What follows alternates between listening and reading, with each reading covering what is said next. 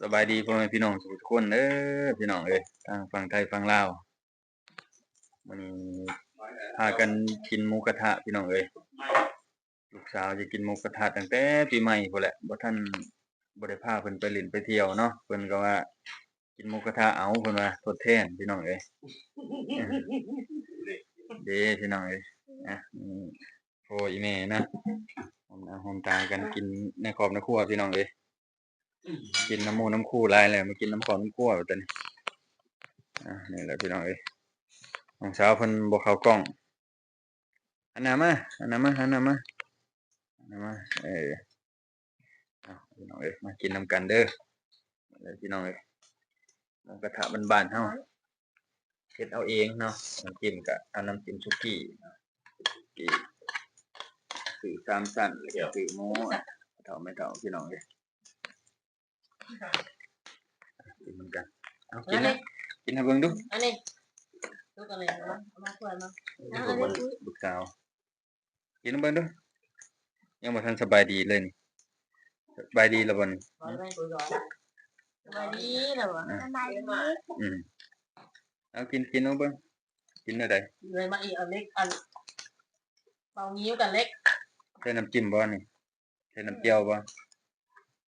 ลูกสาวอีหลากินจักเทื่อเลยนี่ได้กินจักเทื่อเลย3เหรอ3เทื่อเลยได้กิน3เทื่อหมูกระทะพี่น้องมากินนำกันเด้อหอมตาอันงิ้วเหรองิ้วเปล่าเปรี้ยวโดนแห้งบ่กล้องก็อยู่ตั้งแต่อยู่ไทยห่วงเลยนี่บ่เอาพอบ่ตัวนี้เอามีหมึกนำบ่นี่เด้อพี่น้องเด้อกินนำกันเฮาบรรยากาศนี่แหละบ้านเฮานะเอาพี่น้องมากินนำกันแห้งๆแล้วกินเลยพี่น้องเอ้ยกินบ้านๆเฮาเอาไฟก็แห้งแล้วดีเลยโอ้นี่มาคุยมาคุยมา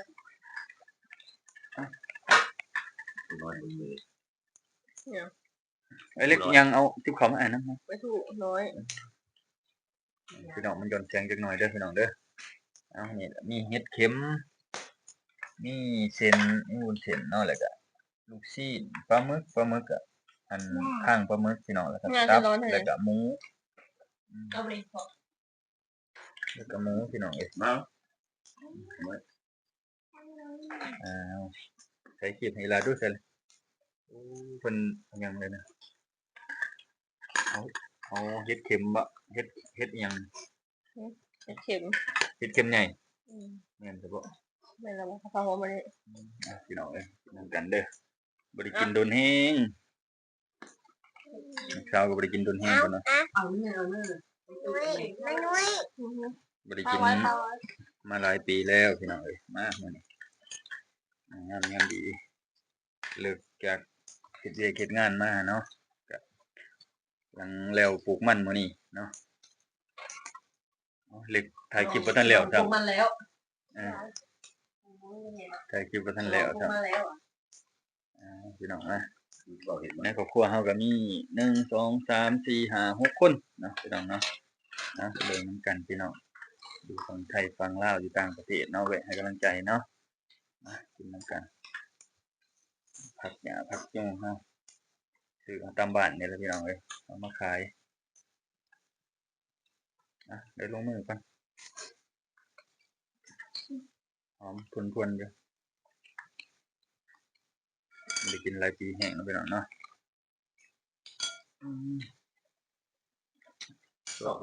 จิ้มน้ำซุปก่อนพุ่นน่ะน้อยแล้ว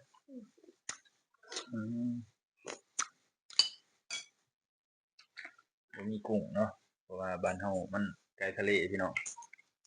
ไกลน้ำคลองอีกอยู่บ้านเฮาเด้อเนาะแซ่บบ่แซ่บแห้งบ่อร่อยบ่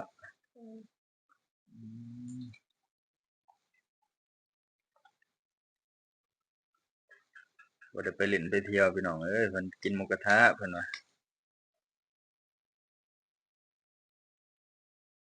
เอาชิ้นหมูหันมาแล้วเพิ่นไอ้ถ้วยนะถ้วยน้อยนะเอามา ยังดีนะ ว่ามาเลย ยังไม่ร้อยเลย พี่น้องนะ ยังไม่เป็นกันเด้อ ลองชิมเบิ่งพี่น้องเอ้ยมาดูจิ้มจุ่ม เป็นเขาดูเลยค่ะ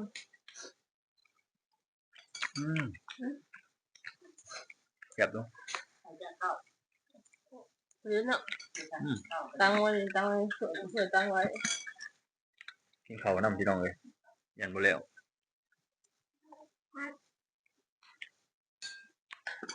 กินข้าวกับหมูกระทะพี่น้องเอ้ยมาหุ่นเฮาก็มีแต่หุ่นมาตรฐานพี่น้องเอ้ยมีแต่ฟรีไซส์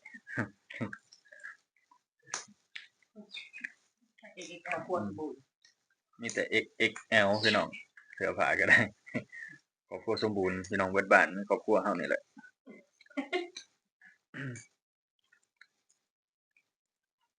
เอาบัดตานี้แล้วเวียกแล้วงานก็ลงไห้ลงหน้าพี่น้องบัดตานี้แล้วจากไห้จากสวนยังบ่แล้วคักเนาะยังปลูกยางยังปลูกมันอีก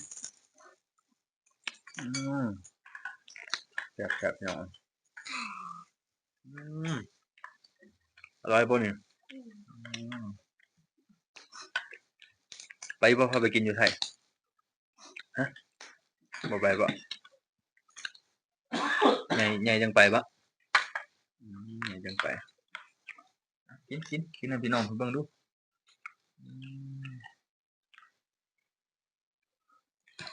หางานเล็บเลยงานเล็บตัวไปไทยก่อน กินพี่น้องเอ้ย3เทื่อเพิ่นว่าในชีวิตนี่ใหญ่มากก็ทำสิกินมาแต่นี่เบิ่งไว้แล้วเวลากินหมูกระทะหลายก็สิคือเมนูอีกไปเลยเป็นหมูตอนละพี่น้องโอ้ไฟได้ที่ขนาดเลยเดือดสุดๆเลยรดน้ำซุปจุบาทเขาไม่เอาไข่ใช่บ่ไข่ไก่ด้วย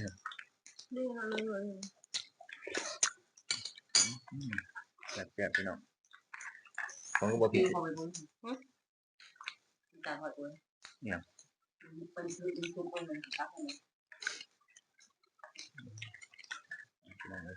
ไฟแห้งขนาดพวก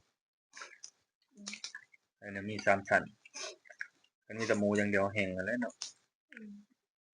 พี่น้องนะเมียตักให้เนาะพี่น้องทางนี้แซ่บหลายโอ้ยยิงไปเปื่อยเลยมันนี่อารมณ์ดีเลยมันนี่ อร่อยหรือบ่อร่อย อร่อยปะอร่อย ดำหน้าเด้อปีนี้เด้อดำหน้าแล้วปีนี้สอมดำหน้าเลยพี่น้องเลย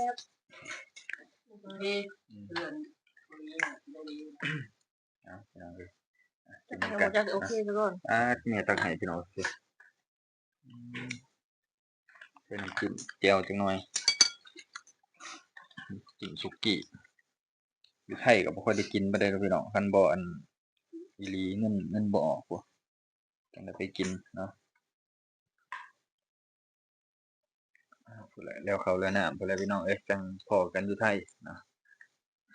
ทีนี้เฮ็ดอยู่เฮือนอยู่ซ่านเฮ็ดอยู่บ้านอยู่เมืองเฮาก่อน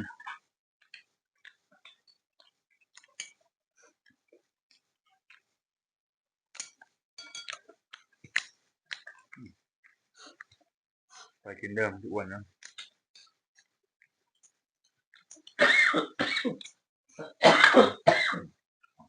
โอ้ยกินแต่แซ่บเลยคักเอาพี่น้องเบิ่งจานมันก็ตา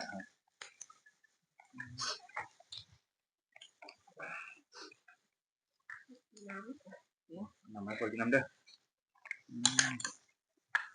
กินพี่น้องยังลายเนาะ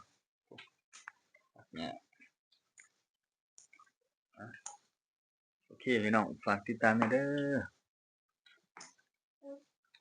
นี่เกี่ยวคือใส่แก้วมากินค่ะดูดเลยนี่แก้วนี่ หลังตู้เย็นจอกนะโอเคลุยกัน